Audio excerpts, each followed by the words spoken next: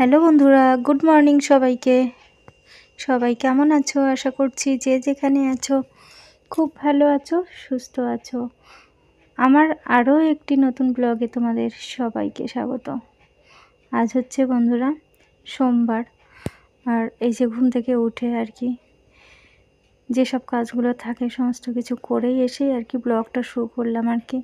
Brush করা, কিছু কাপড় কাচা, স্নান করা, শ্যাম্পু করেছি আজকে ভাবলাম যদি শ্যাম্পুটা না করি তাহলে আর এ সপ্তাহে আর শ্যাম্পু করা হবে না, কারণ আজ সোমবার চলে গেলে এরপরে মঙ্গলবার হবে না, বুধবার, বৃহস্পতিবার, সেই শুক্রবার, শনিবার। তাও যদি আবার এটা ওটা থাকে, এটা ওটা বলতে একাদশী টসী থাকলে আর কি জানতে পারলে করি না।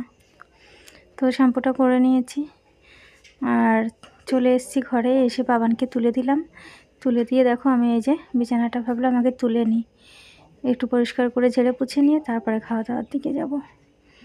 তো বন্ধুরা, আশা করছি আজকের ব্লগটা তোমাদের সবার খুব ভালো লাগবে আর সবাই আমার সঙ্গে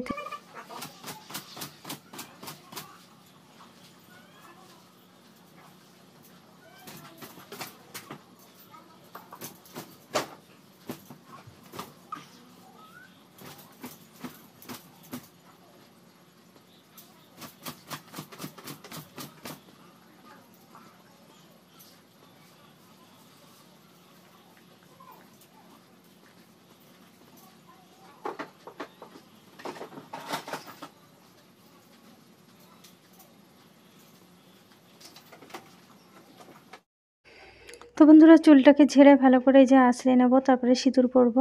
আগে বিছানাটা পরিষ্কার করে নিলাম, ভাবলাম আগে বিছানাটা পরিষ্কার করি, চুলে গামছাটা জড়িয়ে রেখেছিলাম আর কি।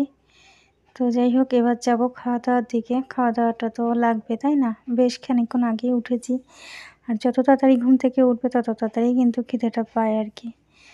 তো এবার খাওয়া দাওয়ার দিকে যাব। খাওয়া দাওয়া দেখে কী করা যায়, কি না মানে যেটা খাই আর কি। সকালে তো হরলিক্সটা খাই এখন আবার।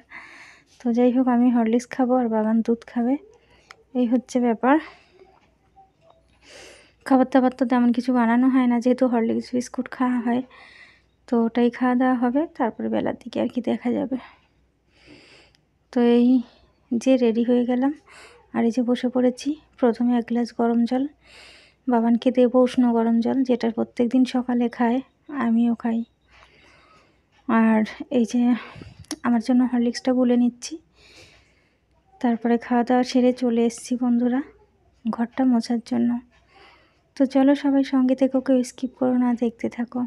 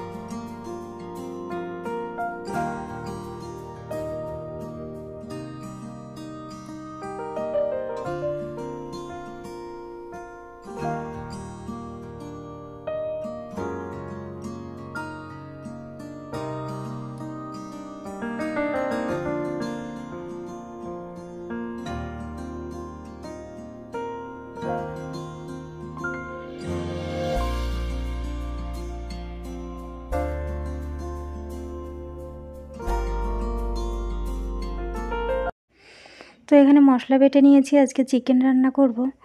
তো গতকালকে রাতেই চিকেন নিয়ে এসেছিলো, তো এই সমস্ত কিছু রেডি করে নিয়েছি। মিক্সচারে মশলা করেছি, পেঁয়াজ কুচিয়েছি, মাংসটাকে ভালো করে ধুয়েছি, জিরে ফোড়ন দিয়ে তারপরে পেঁয়াজটাকে লাল লাল করে যে ভেজে নিলাম। এবার চিকেনটাকে বসিয়ে দিয়েছি, বসিয়ে দিয়ে চলে এলাম। এই যে জলের বালতি বসিয়ে দিয়েছিলাম, জল ভরে গেছে। চিকেনটা যেহেতু হচ্ছে ওদিকে বসিয়ে দিয়েছি, ভাবলাম যে বাসনগুলো হয়েছে বাসনগুলো বরং বসে না থেকে মেজে নিই, তাহলে লাস্টের দিকে আর বেশি বাসন হবে না, রান্নার অল্প কিছু বাসন থাকবে।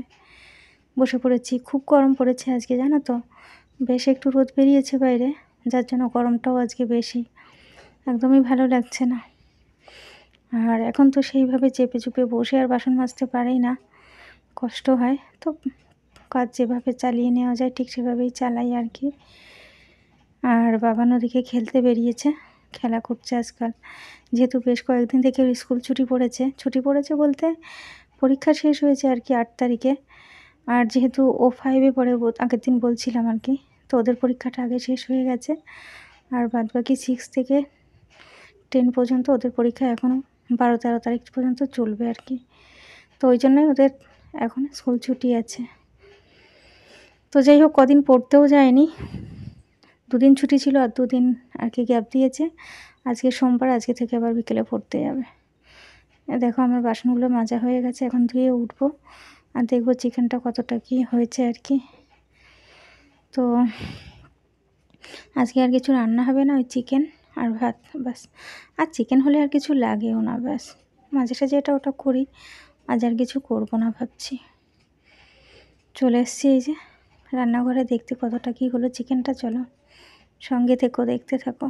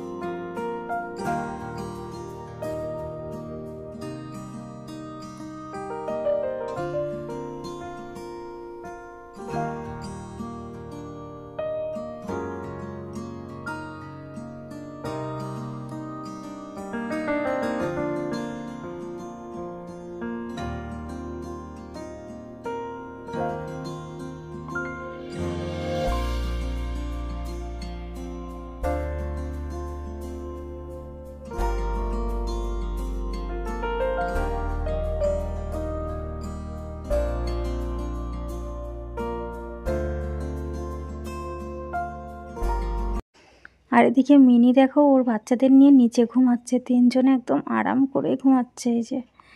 আর এদিকে আমি চিকেন কষা তুলে রেখেছি 2টো বাটিতে। আর এখানে কিছুটা চিকেনের ঝোল দিয়েছি বাবানের জন্য, কারণ বাবানের পেটটা না অতটা ভালো নেই আজকে। ভালো নেই বলতে সকালে 2-3 বার পটিতে গিয়েছিল, তো মশলা টশলা দিয়ে, আমি যেহেতু কষা কষা খেতে ভালোবাসি, আমার মনে হয় এটা দিয়ে খেতেই বেশি ভালো লাগবে, তাই কিছু গোটা লঙ্কাও দিয়েছিলাম। আর বাদবাকি অল্প করে বাবানের জন্য ঝোল করে রান্না করলাম, 2 বাটি মতো, আলাদা করে কষা তুলে রেখে দিয়ে আর কি। রান্নাবান্না হয়ে গেছে, এখন রান্নার জায়গাটাও মুছে নিলাম। আর ভাবছি কতক্ষণে ঘরে গিয়ে একটু পাখার হাওয়া খাবো, বাবানেরও স্নান বাকি আছে।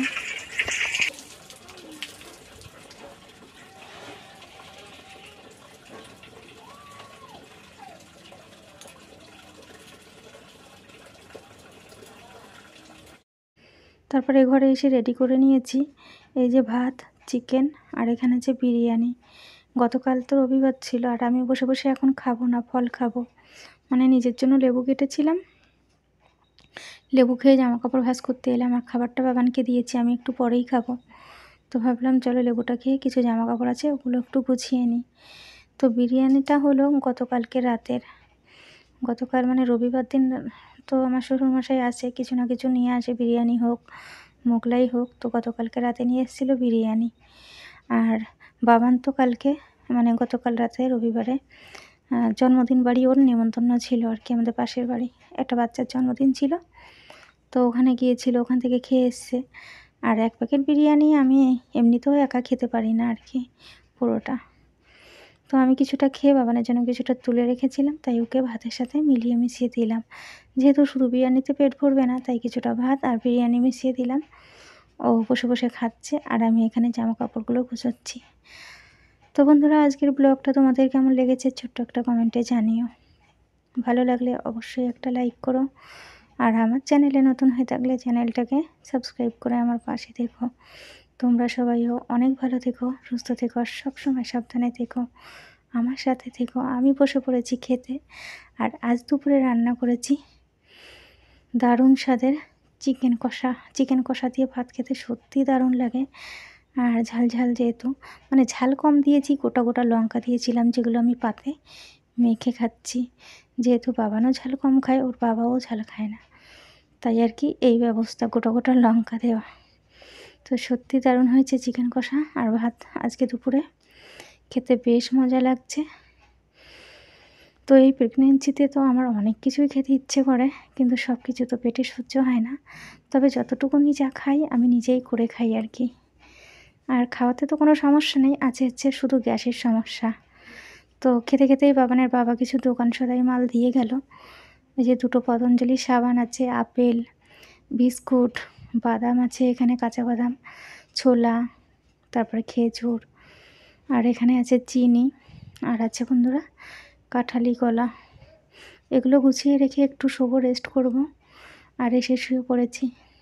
ঘড়িতে বেজে গেছে প্রায় 3টে। আজকের ব্লগটা এই পর্যন্ত রাখছি। ভালো লাগলে অবশ্যই একটা লাইক করো, আর সবাই আমার সঙ্গে থেকো, দেখতে থাকো। আসছি আগামীকাল আবারও।